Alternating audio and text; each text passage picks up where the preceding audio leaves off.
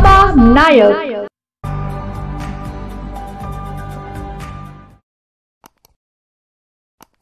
धुळ्यातील शासकीय विश्रामगृह येथे खोली नंबर 102 मध्ये 1,84,84,200 रुपयांची रोख रक्कम आढळून आली आहे।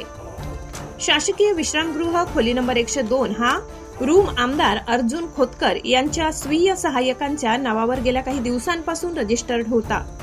धुळे शहराचे माजी आमदार अनिल गोटे यांनी मुख्यमंत्री देवेंद्र फडणवीस यांच्यावर आरोप करत हे सर्व पैसे विधानमंडळ अंदाज समितीच्या 11 आमदारांना देण्यासाठी आणले असल्याचा आरोप फडणवीसांवर लावलाय।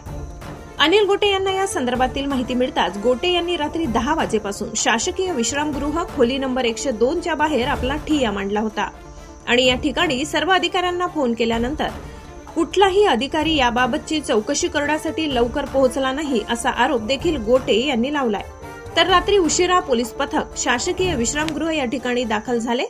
जवळपास 1 वाजेपासून ते 4 वाजेपर्यंत या संदर्भातील चौकशी करण्यात आली। या रूम नंबर 102 मध्ये असलेले पैसे देखील मोजण्यात आले, परंतु हे सर्व पैसे कुणी आणि कशासाठी आणले याचा खुलासा झाला नसला तरी माजी आमदार अनिल गोटे यांनी विधिमंडळाच्या अंदाज समितीवरील आमदारांना शासकीय अधिकाऱ्यांनी हे पैसे देण्यासाठी आणले असल्याचा खळबळजनक आरोप लावलाय। या प्रकारामुळे एकच खळबळ उडाली असून यात अंतिम काय गौड बंगाल समोर येणार ते बघणं औचित्याचं ठरणार आहे। बऱ्याच रिकाम्या पिशव्या पण पडल्या असतील काय। या ठिकाणी एक गाडी होती,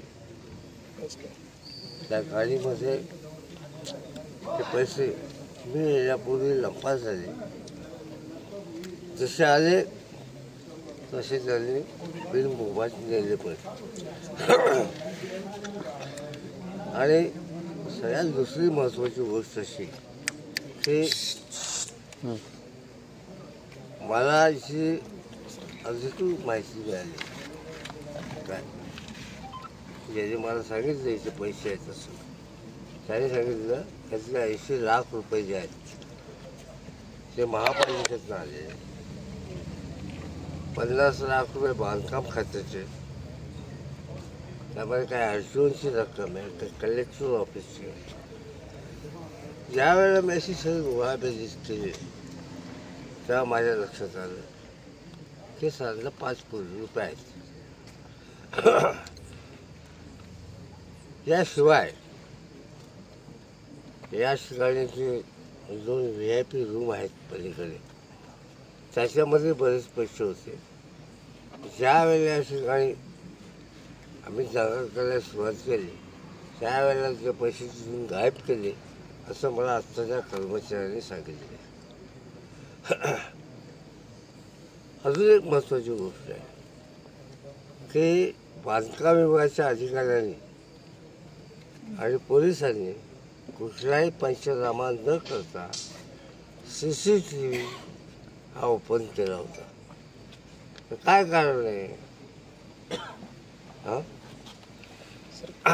तर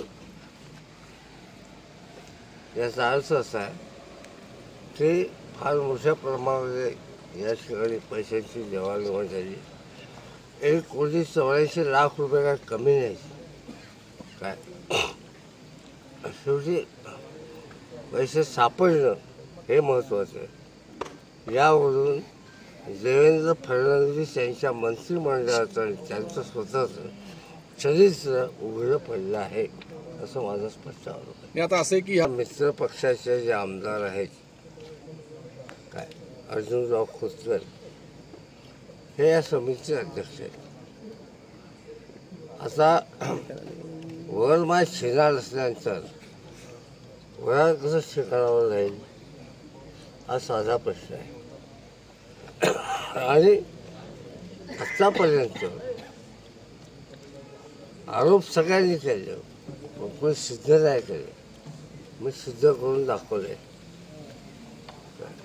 अजून काय बाबा नायक।